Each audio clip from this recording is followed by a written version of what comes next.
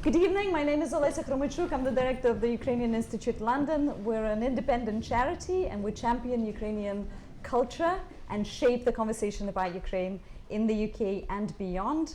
Welcome, thank you so much for coming to what I suspect will be a very important discussion with Maria Berlinska. I'll introduce her in a second, but I would like to just say that this is her fourth event today. She's already had 2 events in the Parliament and 1 at FCDO, so it's been an eventful day so far, but she's really looking forward to talking to the Friends of Ukrainian Institute and the Friends of Ukraine, so thanks so much for being here. We're going to have a chat with Maria for maybe half an hour or so between the 2 of us, and then we'll open the floor to your questions, so keep them ready, and we'll also have a reception afterwards so you can continue talking to Maria as well, and hopefully she will last, because not only is this her 4th event, she also arrived from the US yesterday, so a combination of jet lag and non-stop talking. So first of all, thank you, Maria, for being here. Thank you very much. I'm sure most of you know exactly who Maria is, but I'm going to outline her key engagements, and that's already 2 pages in my notepad. Maria Berlinska is a veteran of Russo-Ukrainian war. She leads Victory Drones, which is a volunteer project run by Dignitas Fund, and serves as the director of the Aerial Reconnaissance Support Centre in Kyiv. Maria was a prominent participant of the Revolution of Dignity in 2013-2014, and if you look at the photos from that time, you'll see a woman in a pink onesie, I believe, running around, making Molotov cocktails and giving speeches about gender equality on the Maidan, among other things. And she subsequently took on a very active role as a volunteer in the war in eastern Ukraine. Maria has partnered with servicewomen, veterans, and scholars to advocate for women's rights in the Ukrainian Armed Forces. She coordinated Invisible Battalion, series of 3 reports on Ukrainian women in the military, and produced 2 films about the participation of women in the Ukrainian Armed Forces, in collaboration with women filmmakers. And if you want to watch those films, they're available online, I believe. So one of them is called Invisible Battalion. It's an excellent piece of work. Her advocacy led to changes in Ukrainian legislation that gradually significantly improved women's rights in the Ukrainian Armed Forces. Maria is also a co-founder of the Women's Veteran Movement, a senior advisor for a veteran reintegration program, and I can't read my handwriting. And she's received multiple awards for her contributions to the war effort. And I'd like to add also that Maria is a very good friend of mine. We made friends, we met 10 years ago, just over 10 years ago, on the Maidan, and I'll come back to that. And for those of you who might have seen or read my book, there's a chapter called Masha. That's about her. So there you go. Maria, welcome. I would like to begin by asking you to outline the situation at the front at the moment. We are obviously all reading the news, very worrying news, worrying developments, especially in Kharkiv region. But tell us 2 things. Tell us what, in your view, is happening right now, but also what our priority should be here for those of us who are lobbying for improved support for Ukraine, who are trying to keep Ukraine at the heart of the discussion when it's not really in the headlines. What should we be keeping in mind as we do our work? Good evening, everyone. Thank you for having me. Thank you for having me, for your invitation. And shortly answering your question, Olesya, right now we have I believe, the hardest situation since 2014, because first of all, Russians are now in massive scaled offensive operation. they have some successes in a few directions. First of all, near the Kharkiv, as well Donetsk, near Donetsk, and as well they would like to, to occupy cities like Vovchansk, Chasiv Yar. As well, they have some successes near Zaporizhia, near Robotine. So it was to mention that a few factors that led to these results. The first one, because, to be honest, we were not well prepared for such huge offensive operation. And Olesya knows that I personally spent years to convince our politicians, our decision makers, and as well Western politicians to be more responsible and to understand the level of catastrophe. So the first point, we were not well prepared, and now we spent a lot of time and efforts to, to prepare our people and to produce some technology, some ammunitions to supply our Ukrainian Armed Forces by drones, by communication stuff, by armored vehicles, and so on. The second point is as well very important from my point of view. We lost a lot of people because of, these delays in support. More than 6 months of delays. And during this period, we had days where we lost even up to 1,000 people per day by injured and killed. So it means that we lost a lot of highly motivated people, highly professional people. And the only our ask to, the only message for Western politicians was, please, we are ready to protect ourselves and actually the whole Western countries. But could you please supply us by weapons, if they only ask? So, but unfortunately, because of a lot of these political discussions, because of a lot of tensions, because of, all this stuff, even now we haven't enough weapons in right quality and right quantity.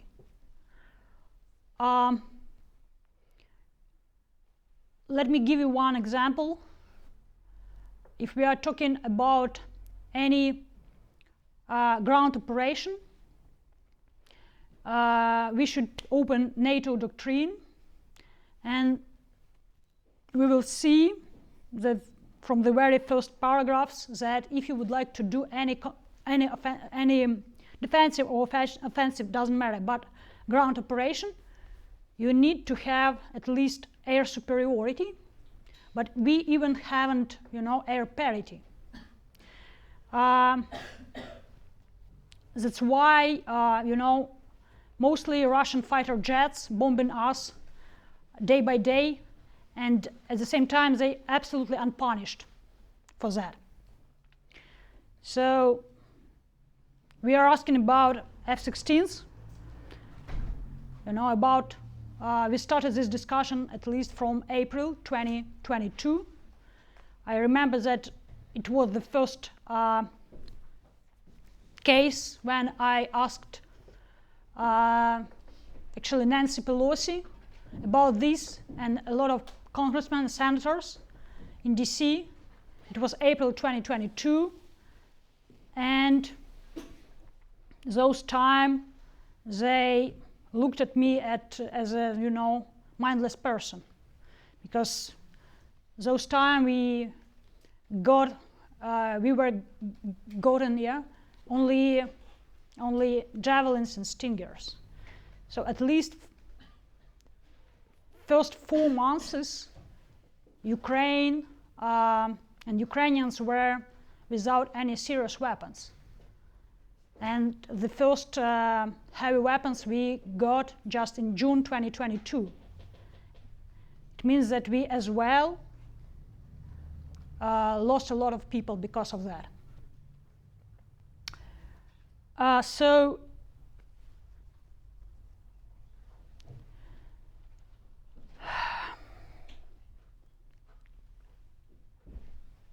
frankly speaking, now here we have a moment where we're closer to, I know that it will sound very unpleasant and so on, but we should understand the reality for sober and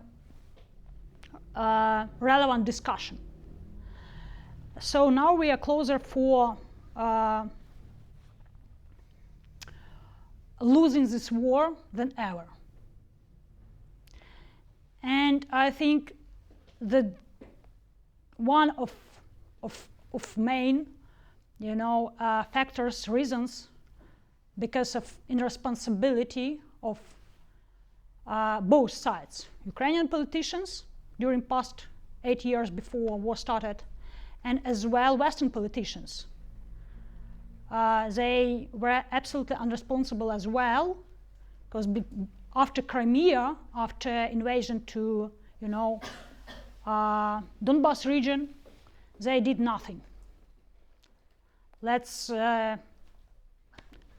make business as usual, So, and the third factor in this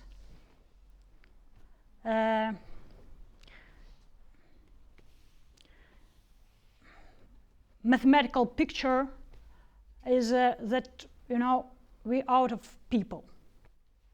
It's very important to understand that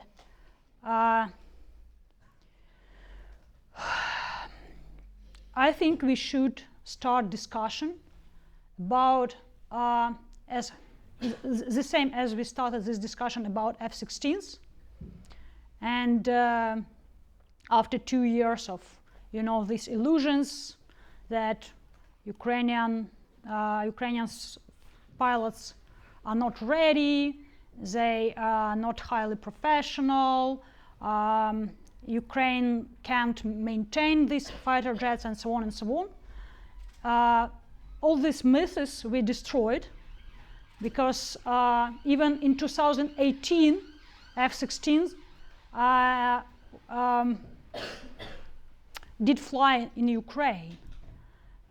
We had common, trainings called Clear Sky, and that time Ukrainian pilots, together with American pilots, they had this experience.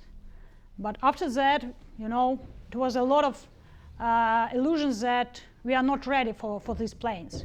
The same for next discussions that I would like to raise here for the first time, maybe, but I don't know. At least in this building, I think that the responsible position,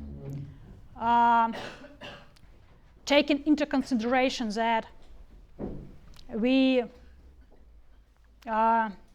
lose a lot of time and a lot of people, and we're more and more out of capacity to,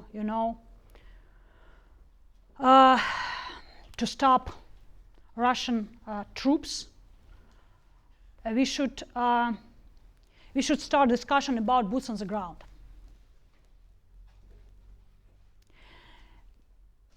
First of all, because Ukrainian soldiers, let's be honest here, that Ukrainian soldiers are gaining time not only for Ukrainian families. But the truth is for whole Europe, for whole our Western civilization, for whole our democracies. And I'm repeating again and again, as it's forced discussion today, the message that it looks like the axis of evil has already formed. I mean, this axis of evil of countries that, share these totalitarian, authoritarian values, orders. North Korea, China, Belarus, and Russia, and a lot of Iran, and a lot of other, proxy supporters. The truth is that we are not fighting only against Russian military capacities, but against, joint capacities of all these countries. Iranian drones, components from China, in Russian missiles, in Russian, fighter jets, artillery from North Korea, and high tech from Western countries. A lot of components from Great Britain, the United States, France, neighboring, with components from China. It means that technologies from whole globe now killing Ukrainians. So that's why I think, finalizing the answer for your question, Olesya, that's why we should think, losing a lot of time, last 10 years, we should think about boots on the ground. And Ukraine, the only country that can provide relevant experience to soldiers and officers from Western countries. The only country that has the same experience of contemporary war, the biggest war of technologies and drones, is Russia. So today in Parliament, I have mentioned that it's a huge illusion that everything that we are getting from, Western countries, NATO countries, weapons, it's highly effective. It's not true. It's not true. Because a lot of weapons very effective somewhere in military testing area in Texas, but not in real war, not at the front line. And what we did our own assessments, and we did our own surveys. We conducted a row of surveys, and we saw that a lot of taxpayers' monies wasted from Western countries. In real battlefield, part of these technologies is not working. And I provided an example about American Excaliburs that costs one shot about its precision-guided shelling, that one shot costs about $100,000. But in fact, at the real battlefield, because of Russian radio electronic warfare, because of jamming, only each 19th Excalibur hits the target. So it means that for Ukraine, it costs 1.9 millions of dollars. And it's the only one example. We have a lot of such examples. Because weaponry manufacturers, they are lobbying their interests. They are trying, to convince politicians to spend taxpayers' money allocated to Ukraine, to spend for this ineffective stuff. So it looks like Western world is not ready for real war. And as well, I think it's a huge illusion to think that nukes will help.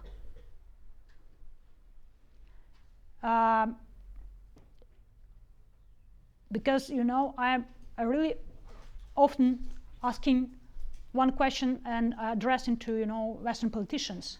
What if swarm of Russian drones, fighting drones will attack some critical infrastructure somewhere in, you know, Poland or Estonia or even Germany, even Britain?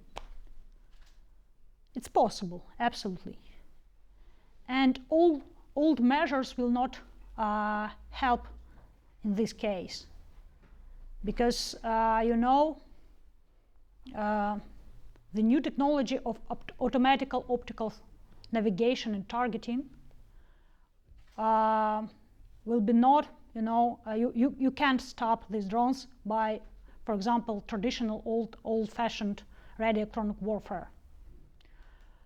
What you will do? You will answer by nukes, and Putin will say that it's not our drones, for sure. It's from somewhere. It's from Georgia, for example, or from Moldova. I don't know. And the last but not least message from my side, that describing the situation, that, you know, if theoretically Putin will take Ukraine with whole our resources, the biggest country in Europe, with millions of people, 5 nuclear plants, a lot of factories, manufacturers, and so on and so on. So it's very naive to think that then he will say, okay, I will start here. I will stop here at the border, and I'm not interested in Moldova or Estonia or, I don't know, Poland and so on. So I think, since Second World War, we're very familiar with ideas that everything will be, you know, we are living in democracies, rules of law, and everything will be fine because it's very unhealthy and toxic and unaccepted to, you know, just to make some aggressive inventions into another country. But it looks like the world totally changed, and we all together, we are not well prepared for this. First of all, by our minds. And I'm not surprised, because, you know, I spent, again, 8 years to convince my own society, you know, that sooner or later Putin will return. And mostly people didn't believe. They said, okay, Maria, because, you know, you are a veteran, and your fellow veterans, you are very traumatized by war. That's why you have this, you know, perception, some you know, predictions and so on and so on. So I understand that it's very hard to, you know, to realize. Yeah, it's very hard to realize in 21st century, when we are having, you know, all these comfortable civilizations, that we have Netflix, we have restaurants, Uber, Twitter, I don't know, and some, you know, space shuttles. It's very hard to understand that once in one morning, drunk Russian soldiers and officers will come to invite you to mass graves, or you know, United Army of China and Russia. So the message here is please don't repeat our mistakes, and let's think about joint efforts, and let's think about supplying of weapons in first of all timely and in enough amount and quality. we are more than ready to provide our feedback from the front line, from the real battlefield.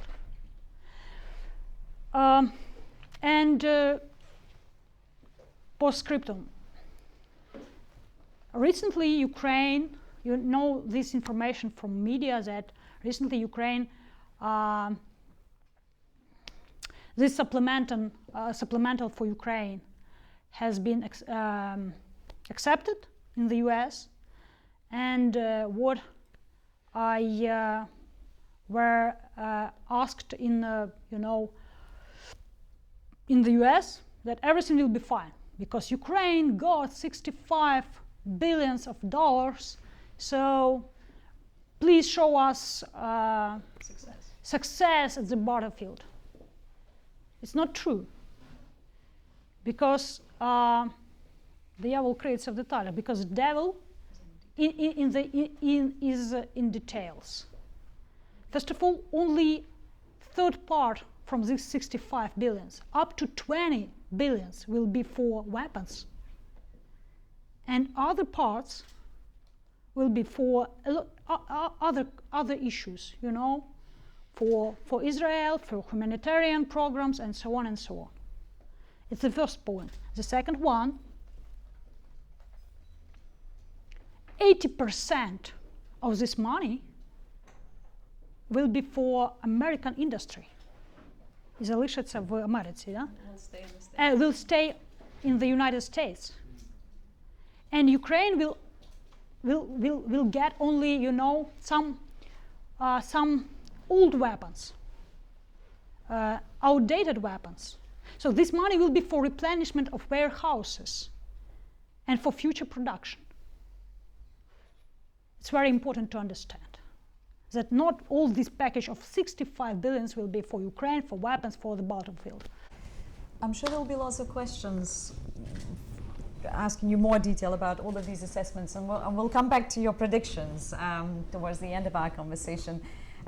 What I want to ask you now is sort of go back to 2014, the year we met.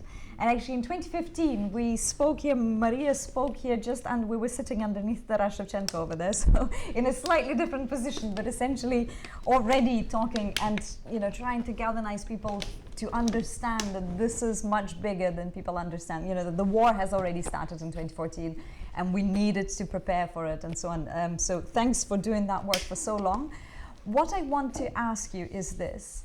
In those 10 years, how has the war changed? Because now you talk about it being the biggest war of technologies, but also how has Ukraine changed? Because it's changed massively since the Revolution of Dignity. What are the key changes you'd like the audience in London to understand about Ukraine? Mm-hmm. Okay, let's start from how war changed, yeah? But you don't have another half an hour for the answer. It has to be a lot briefer. Okay. Just 1 minute to describe you technological landscape, how war changed. In short, this means, I prepared the answer, talking about war. In short, this means nothing less than the wholesale redesign of battlefield operations and the abandoning of outdated and stereotypical thinking. The design of war has changed. Each war is unique, and this one especially. Firstly, by technological progress, which determines the development of weapons and equipment, and secondly, by political conditions at home and abroad, and the economic environment. So it is well known by now that a central driver of this war is the development of unmanned weapons systems. And crucially, in these unmanned systems such as drones, along with other types of advanced weapons that provide the best way for Ukraine and partners to avoid being drawn into a positional war where we don't possess the advantage. So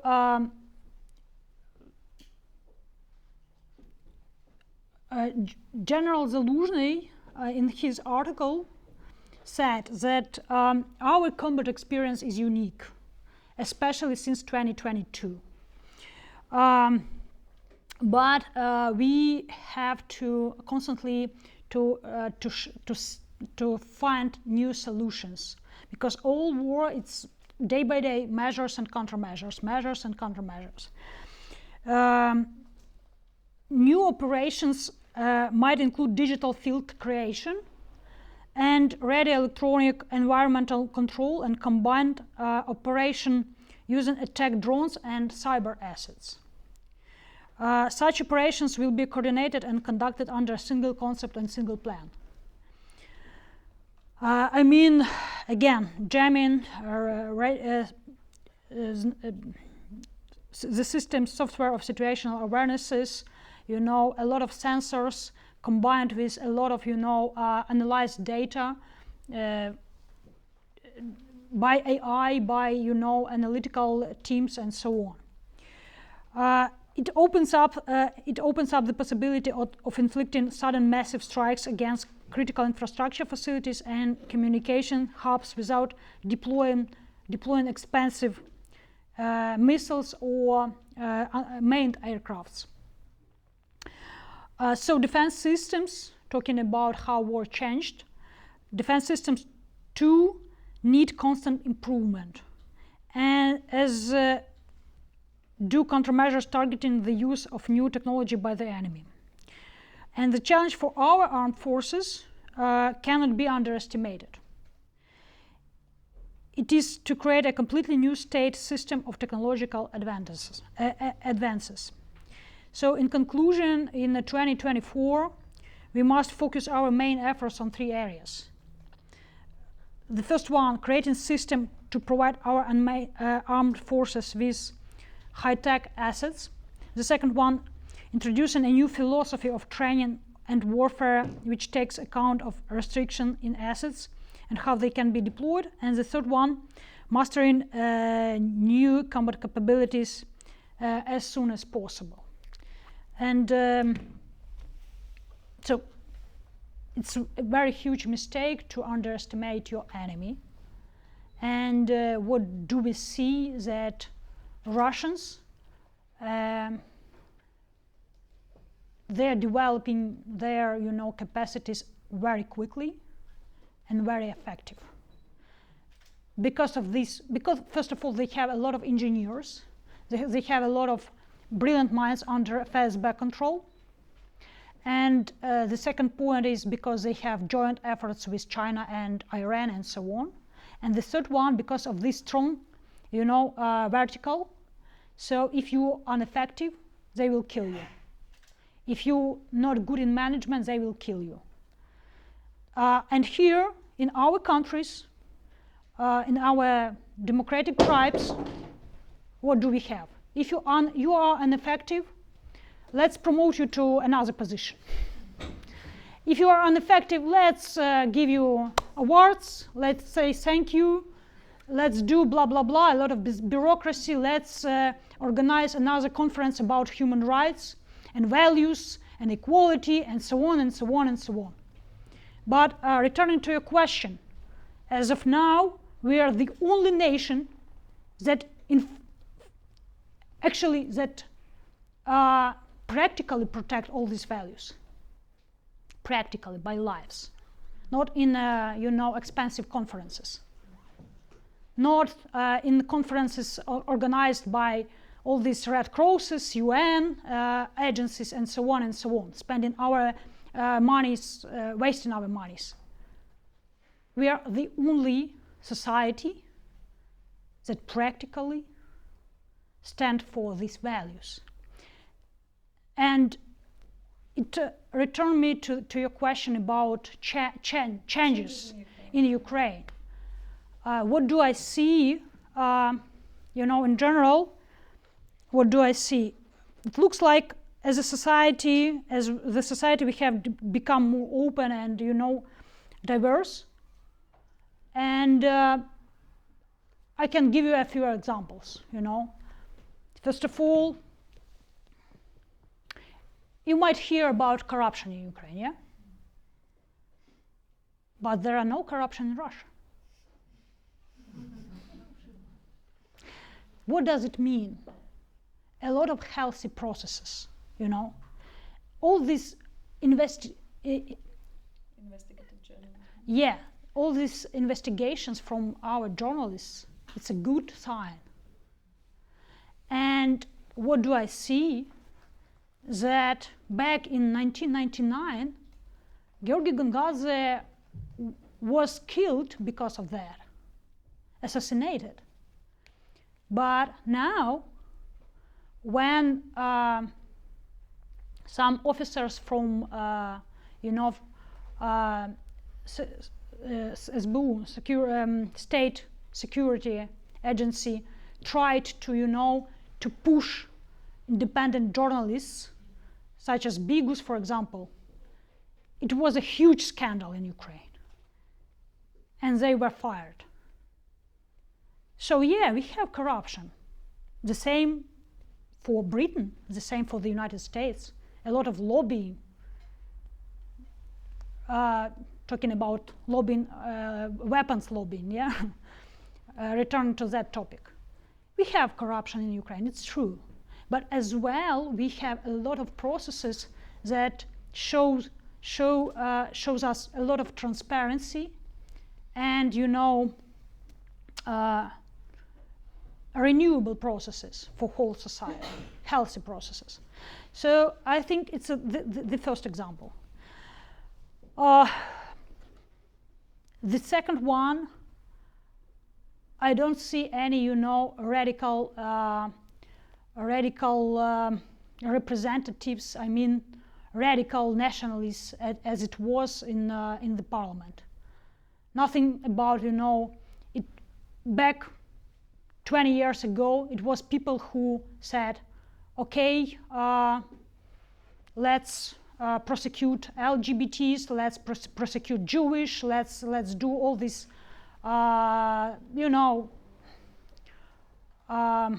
injustice in the society. Now, we haven't such type of representatives. Yes, we have some groups of, radicals who try to provoke some discussion in society and so on and so on. But in general, they are marginalized, and they are not represented in the government, in parliament, and so on. And the third example, I can give you a lot of examples, but I don't think that you have 5 hours more here. LGBT people.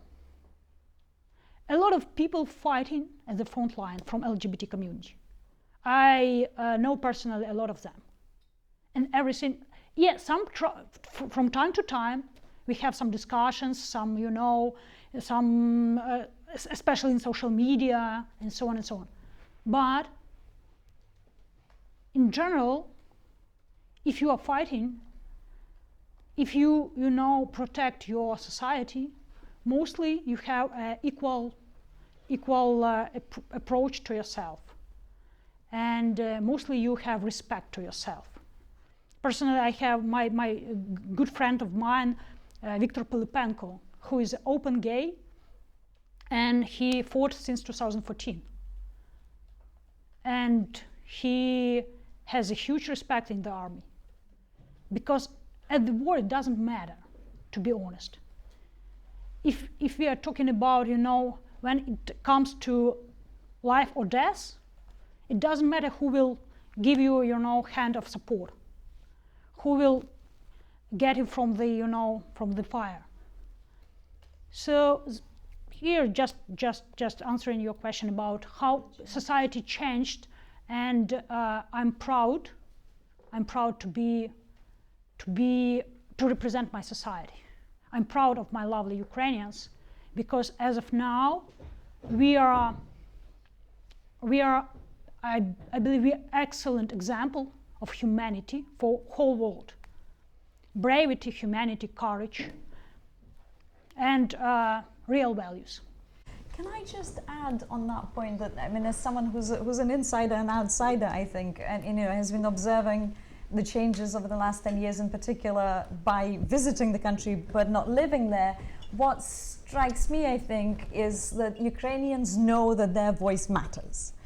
Starting with 2013-14, I think they've embraced this idea that if they take to the streets, if something isn't right, if they don't like some processes, lack of reform, corruption, anything like that, they will make it known and things will happen. Things will change. So civil society is really strong. It's got agency. People feel their agency and embrace it. And I think that's a massive driving force. And that's why our army is so strong and motivated at the moment, because it is a citizen army. It consists of civilians, either yesterday's civilians or tomorrow's civilians, or civilians that are helping get all the provisions and so on. And it's this sense of ownership of the state that Ukrainians have. Would you agree? Absolutely. Yeah. Well, thank you.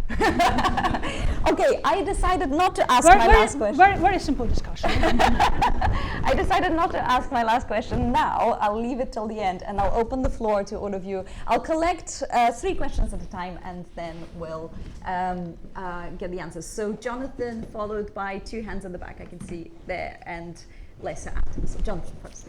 So over the last 2 years, there's very little that has created any existential anxiety in the Kremlin. It's not in the Kremlin. Yeah, it's not Western sanctions. It's not the oil price cap. It's not the cancelling of SWIFT. It is Ukrainian targeting of oil infrastructure. It's Prigozhin's coup, and it is Ponomarev and the Russian Free Legions making incursions into Belgorod and Kursk.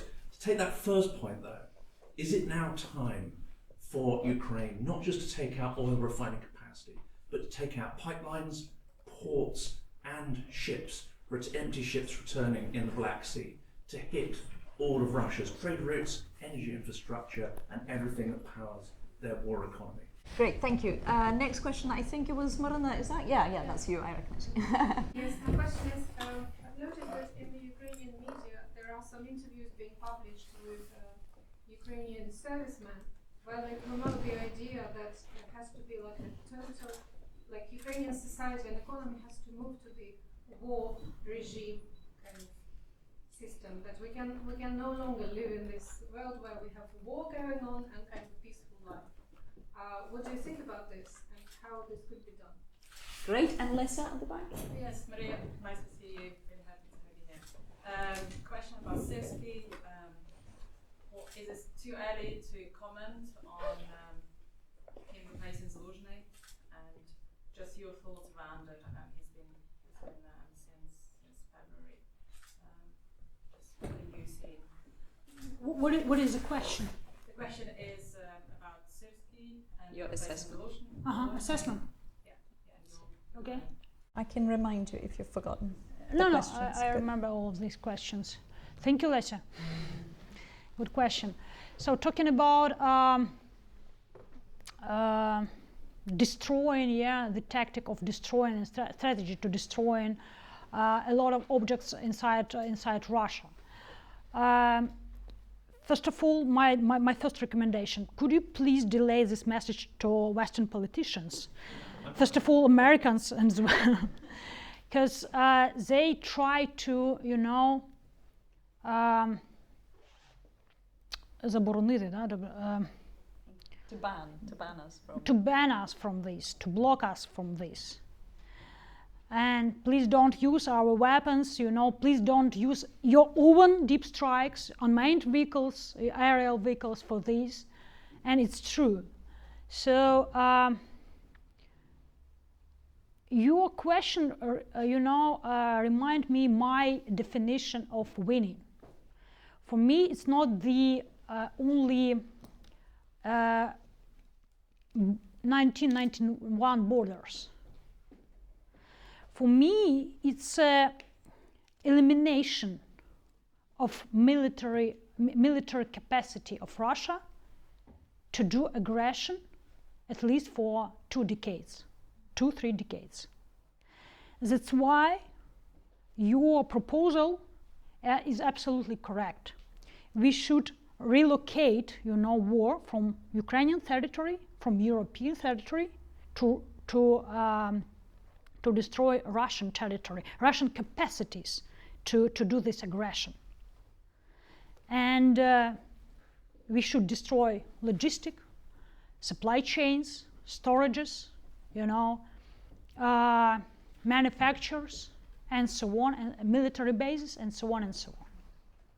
They have to be punished for all these crimes. They have to understand that for each strike against Ukraine, against Poland, against France, against Estonia, they will be eliminated, and their state capacities to this aggression will be eliminated and destroyed. So absolutely agree with you, but first of all, we should as well, delay this message to some stakeholders, some decision makers, and I'm more than happy to do this. I done this today in Parliament. 3 times. 3 times at least. And before that, in the United States. 303 times, Yeah.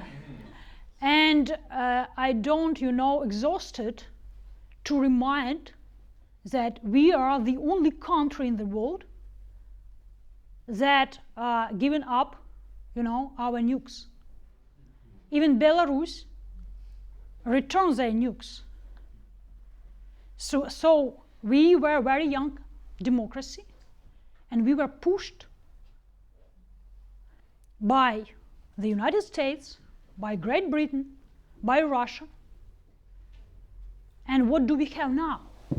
We have one great lesson for whole countries, that if you would like to be very peaceful without nukes, then 30 years later, your children will die. Next generations will die because of aggression. Unprovoked aggression, injustice, aggression. So, and your next generations will be, sent all around the globe asking, please give us your Patriots, please give us your fighter jets, please provide us just ammunition, your howitzers, because you gave us some guarantees. Just a piece of paper, piece of shit, yeah? So, that's why we need to remind ourselves that it's very important to build our own capacities. And that's why we should remind ourselves that we are totally inside the Third World War. The Third World War will never start because it's going on. Because in different domains. And some domains invisible, like cyber wars, economical, informational, I have mentioned here that poisoning inside here on the island, and so by Russian agents. Supply chains that Russian agents built it to provide technologies from Western world. But some domains is visible, as is Ukraine. But sooner or later, these domains will be visible here as well. If we will all together, we will be not well prepared.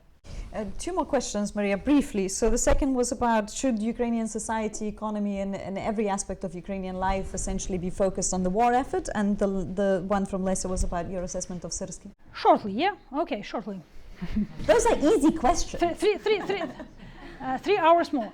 So the first one, yes, for sure. Yes, for sure, but not only Ukraine. I think we should,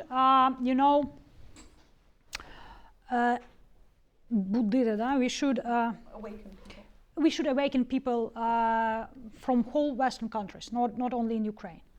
We were, for a long time, we were in very warm bath of propaganda, created of so-called cold experts, such as Arestovich style, 2-3 weeks and we will be in Crimea, he said back in 2 years ago. And when that time Maria said, that no, it will be very horrible and very tremendous, challenge for all of us. But people mostly said, Maria, you just created the panic in the society. And I tried to convince and convey the message that war is first of all about mathematics. So please, let's compare GDPs, let's compare military capacities of production, let's compare, you know, the number of people in the army and the capacities to mobilize some people. So, first of all, yeah, we spend a lot of time in this warm bath of propaganda. That's why it's time to awake. And it's time to, as well, to awake for all of us, not only for Ukraine, but for Great Britain as well. And your assessment of the new military command? Or perhaps it's too early to say? Or perhaps it's too early to say? First of all, it's too early to say, but at the same time, nearest days, Mr. Ambassador, newly appointed, will be here. Those of you who don't know, General Zaluzhny will become, or is already the ambassador of Ukraine in the UK. We had a conversation just yesterday, and he will be nearest days. So you will have a great opportunity to ask him these questions. Well, we got the gain, but I think Ukraine got lost. We got the gain. Great Britain got the gain. Who has gain? Is his appointment as ambassador here Great Britain's gain or Ukraine's loss? This is the question. Both. Okay. Excellent. Okay. Two more questions. So Ursula here, then the hand at the back, and then Simon. Yes, so actually Simon then. Can we follow up on that in a bit more detail? What do you expect General Zaluzhny to do while he's here? Very brief question. We'll collect a few questions. Okay. Simon, please. I've been pressing the Ukrainian case in civil society here, not so much among politicians, for many years. And in the last few months, I've been going with friends on these huge demonstrations about Gaza with a banner which says, "From Ukraine to Palestine, occupation is a crime." And we found a very warm response from the people on those demonstrations who are enraged by the supply of those weapons, which are not going to Ukraine, as you've described very well.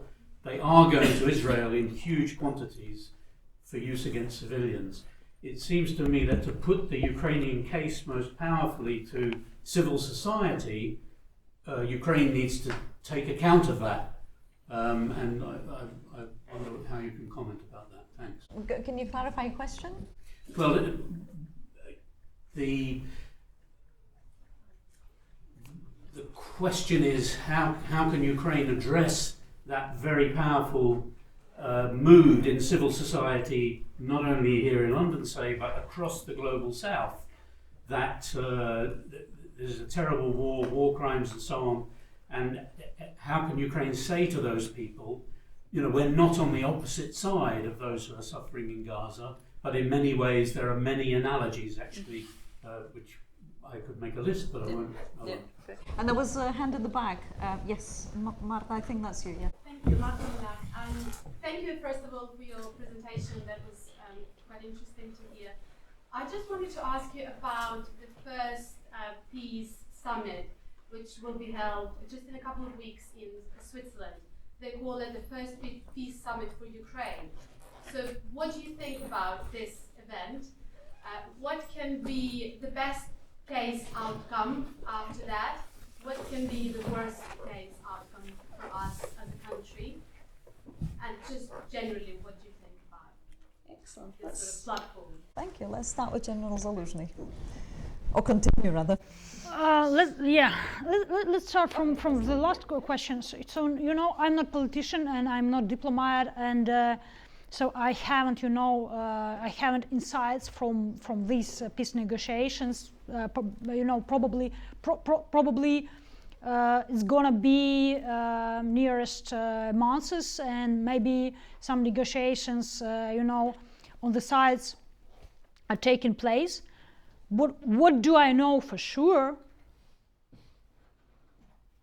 That it's impossible to talk about peace with Russia.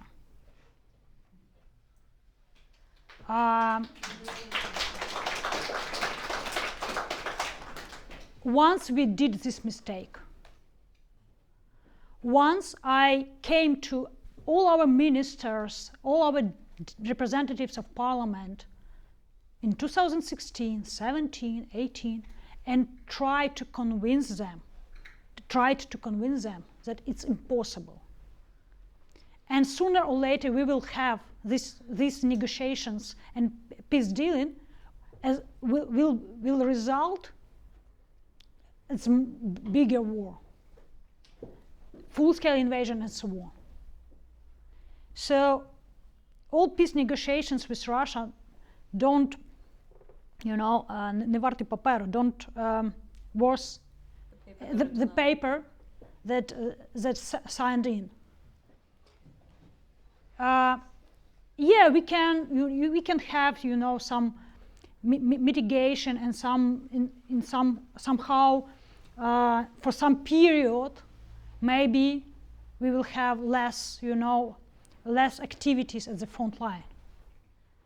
But after that, a few years later, we will pay not by hundreds of thousands as of now, but by millions. What will be the result? That's why it's so important to do this, homework, to do these lessons learned. And talking about lessons learned, I have mentioned as well to CNN recently in the US that it looks like we right now in 1939. Talking about these conflicts that you have mentioned, talking about Ukraine, talking about probably conflicts that will be between China and Taiwan. Let's remind ourselves what it was before 1939. A lot of local, these escalations. But in result, we had Second World War. And dozens of millions were killed, were injured, were sent to concentration, camps and so on, mass graves. That's why it's so important to make responsible decisions. Responsible. Answering, I have answered your question, talking about, it's about responsible decisions, and the same for Ukraine, for our war, for this conflict, for these tensions, and so on. And talking about your question about Zaluzhny, yeah, what the question was, what should we anticipate from this appointment? What you hope he does in this role.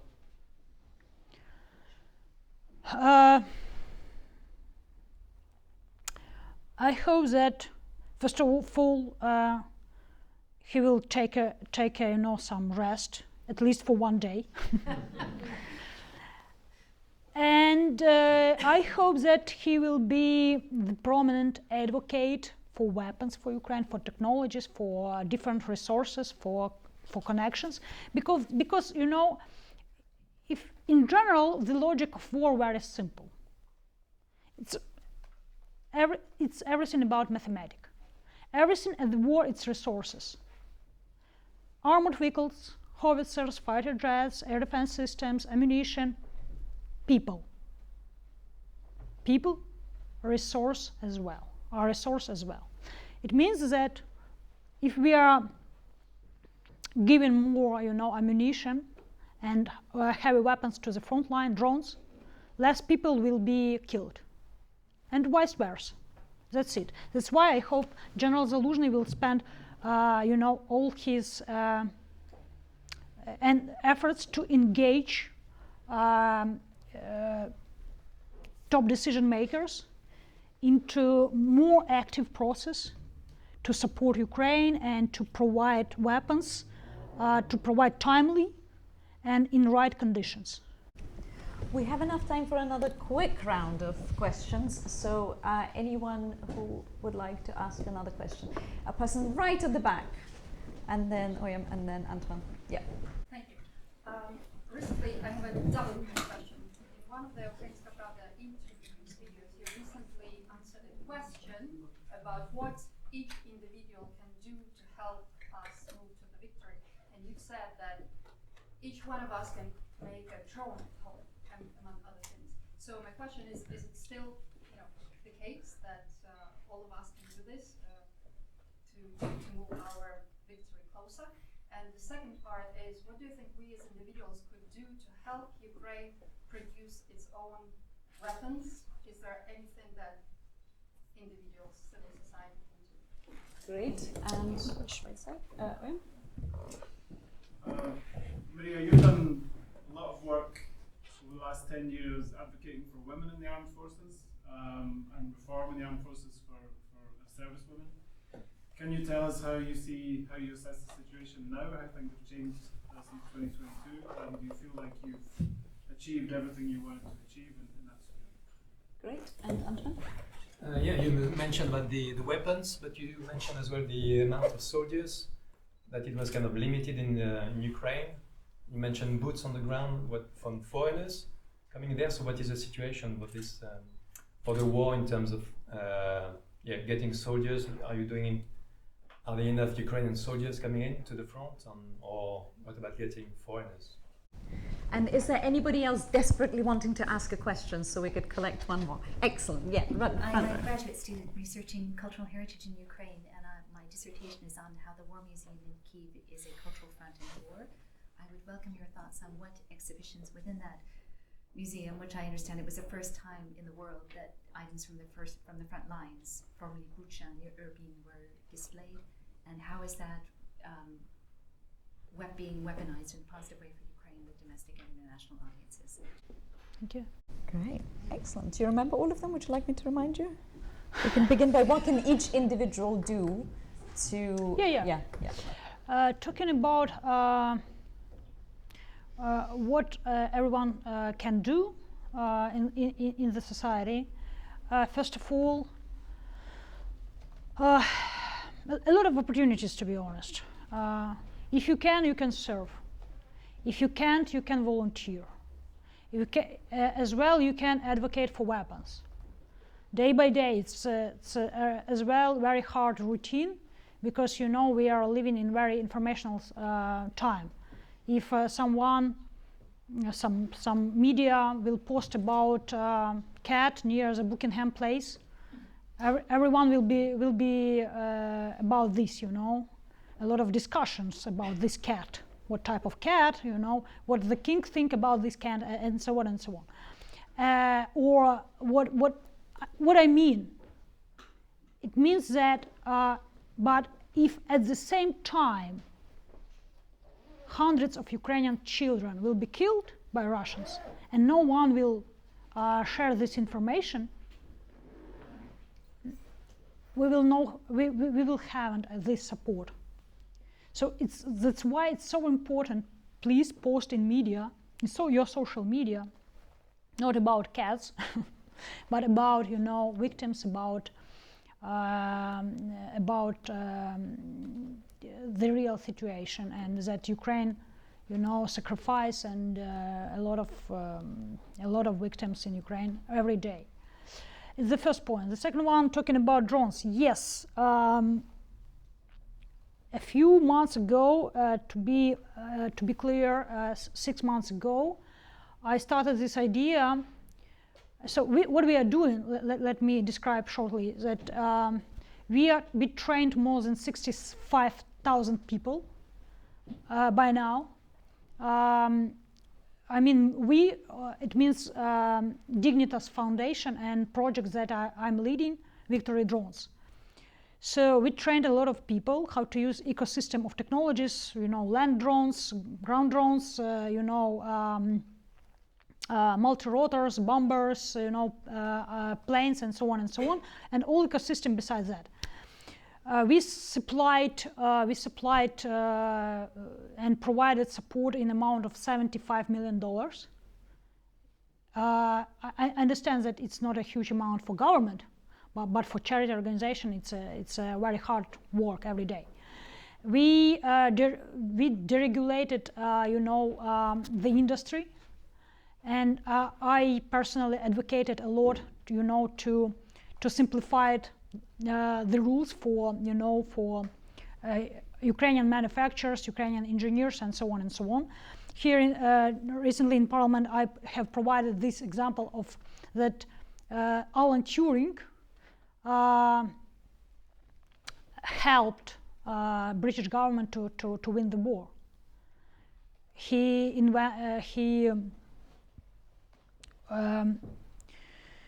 helped to decrypt this Enigma, machine. And what does it mean? It means that the main person at the war, unfortunately, not soldiers or but or even officers. Even I believe that not the president, the main person at the war.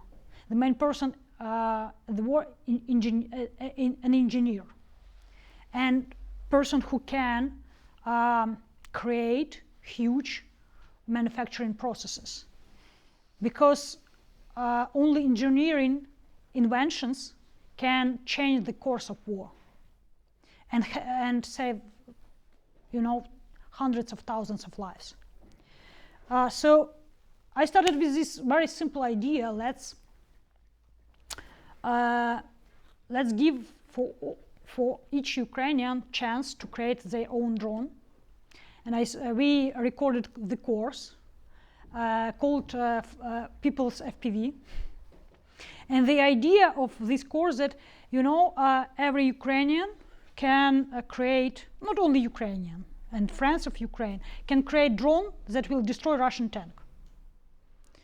So, since that, we had more than 25,000 registrations for the course, and thousands of drones provided by ordinary, regular people, normal people, from teachers, doctors, taxi drivers, provided for for the army. Which get tested, as you said. Yes, for sure. First of all, these drones, before we send these drones to the front line, they tested by military operators according to testing protocols, and we have a lot of good videos. Can I encourage you to move to the next question, because we'll be here till the morning? So, women in the armed forces. Yeah, and clearly can't. just adding, it was very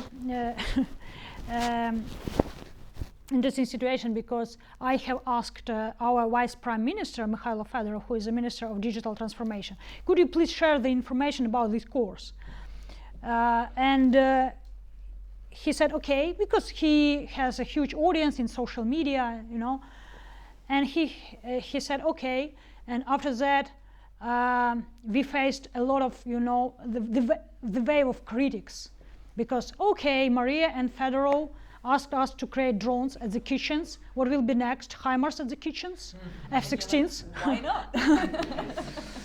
But yeah, it doesn't mean that we would like to create the industry at the kitchens. It's impossible.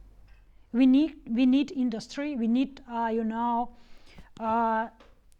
we need standards. We need all this stuff. It's impossible to create 1 million drones at the kitchens, for example. By the way, we don't need 1 million drones. We need at least, only FPV drones, at least 3.5 million per year, at least. Let's do math together. We prepared in Victory Drones more than 2,500 specialists. Let's do in very conservative way, 2,000 specialists using 5 drones per day each one. It's like a shot. So 10,000 per day, 300,000 per month, and more than 3.5 per year. So yeah, it's impossible to create the industry at the kitchens, but it's very helpful, because we destroyed Russian tanks and howitzers and so on by these kitchen drones for millions. Okay, and answering your question about gender equality. So what do I see? A lot of women became and joined to the army. joined to the army since even 2022. The reason is very simple. They would like to protect their country, their families, and so on. Do we have some cases, you know, about gender and inequality? Yes. But it's, you know, before that, it was not cases. It was the whole situation. and now it's just cases. I think it's not humble, yeah, to say it, but I think it's one of results of Invisible Battalion team activities and Ukrainian Women Veteran Movement activities. That even some, you know, with some cases that someone, some bad jokes about women in the army and so on and so on. A lot of, you know, support in social media, a lot of, you know, some public support from people and so on. That's why when you are in danger, it's very important to treat each other in equal way. Because again, it's not about color of skin, your religion, your social status, how many money do you have, what is your gender. In dangerous time, it's about your honesty, your dignity, and everyone, just people, just humans who would like to survive. And you are more than happy to accept help if you're injured by a Russian missile. And it doesn't matter who helps you. Men, women, you know, which religious, which age, and so on and so on. People проявляются, як сказати, да, reveal themselves. Reveal themselves. Yeah, people reveal themselves the mostly in the most dark times. Maria's been very modest in the achievements of Invisible Battalion, the campaign, the advocacy campaign that she spearheaded. So for those of you who don't know, in 2014 and up until 2016, really, vast majority of occupations at the front were not available to women, and not just combat positions, but I don't know, translators, drivers, photographers, that kind of stuff. And education. Yeah, and education to be promoted to officer level and so rank and so on. And that has changed in 2016 and continued to change after that. And what we see now, we see huge numbers of women joining the armed forces. It's more than 60,000 women in the Ukrainian Armed Forces. More than 40,000 of them are servicewomen. And of course, that is, you know, they're driven by the feeling of duty to protect their homeland and their families and so on. But it's also because they know that those restrictions are no longer in place and that equality, the situation of the gender equality is much better. And I encourage you all to read the findings of the Invisible Battalion, all of those reports that you've issued. We have a couple of questions, but maybe also you can incorporate some closing remarks before we move on to a glass of wine. And I hesitate to ask you to give your predictions for the near future, because you are a bit of a Cassandra. Everything you've predicted, we didn't want to hear, we didn't want to believe, and yet it came true. So I'm not going to ask you to do that. Instead, I suppose I'd like you to leave us with maybe a suggestion, apart from making drones in the kitchen, what else we should do in the near future, given the situation here in peaceful London. Everything is possible. Getting nukes to Ukraine. Realistically speaking. What should we do? We should convince politicians to make right decisions, responsible decisions. First of all, it's you know, you can do many things on volunteer basis, but you haven't such amount of resources as governments, and governments they have, you know, our taxes, you know, they have budgets. That's why we elected them to represent our interests and to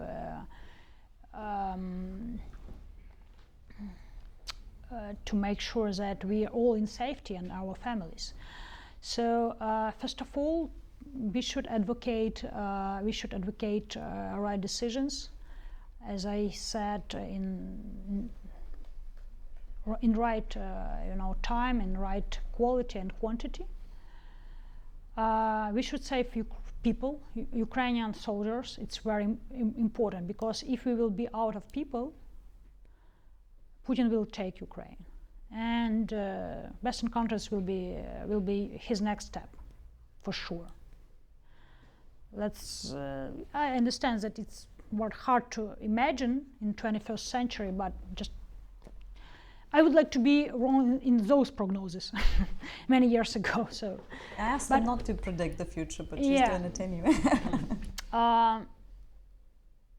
And talking about predictions, what we will have at the front line, we will have the war of machines. You will see a lot of drones, a lot of robots. You will see a lot of systems that will be fight against each other, because it's cheaper to fight by drones. It's gonna be, I believe, this process will be more and more huge scale by the end of 2024 and at the start of 2025.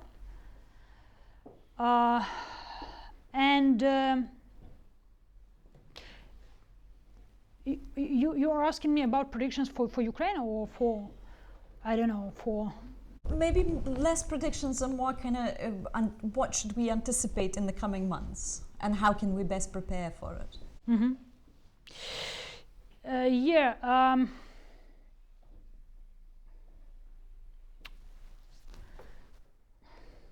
It's more, simple to make predictions for the next 10 minutes. We'll go to get a glass of wine, for sure.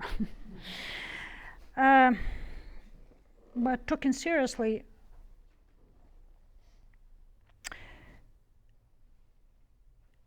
we will lose some territory more. I think it will be a very good case if we will lose only, 10, 15, 20 kilometers. It will be a very good scenario for Ukraine. But it looks like that we should take into consideration as well the worst scenarios. The worst scenario means for us that we can lose all Donetsk region, some part of Kharkiv region, and maybe part of South. And in the most worst case, we even Kyiv can be, Russian troops can be near the Kyiv. Let's think in a very sober way.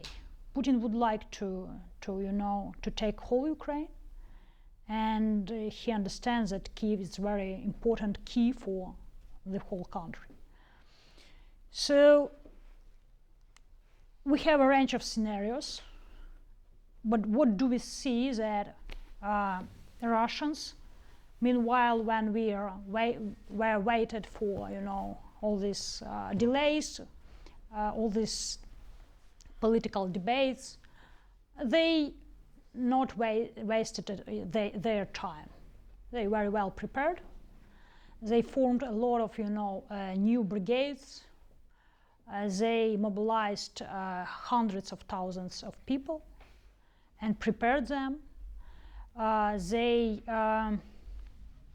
розгорнули, військові спроможності індустрії. They developed, a lot of factors, a lot of, a lot of places where they modernized tanks, armored vehicles. They produced a lot of rockets, a lot of drones, and Putin personally visited a lot of manufacturers.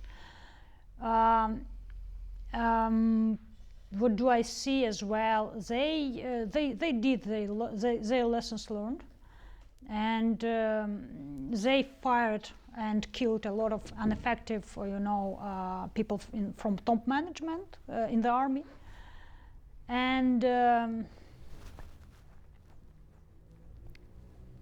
Putin for sure would like to win this war and to do everything possible and impossible that for that price for Ukrainians will be unacceptable. They would like to, to broke our. He would like to broke our moral and psychological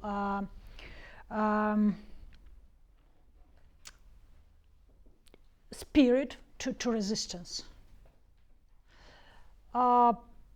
That's why I see that we should start this conversation, honest conversation about boots on the ground. That's why we should raise these questions before Western politicians about countries that, without nukes and voluntarily, under pressure of Western countries, we gave out our nukes. That's why I think we deserve, talking about 11 years of aggression, we deserve to be protected, at least by weapons. At least by weapons.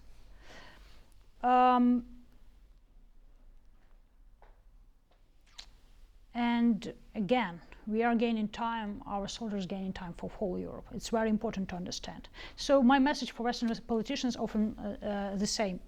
Don't waste fucking time. It's about collective security.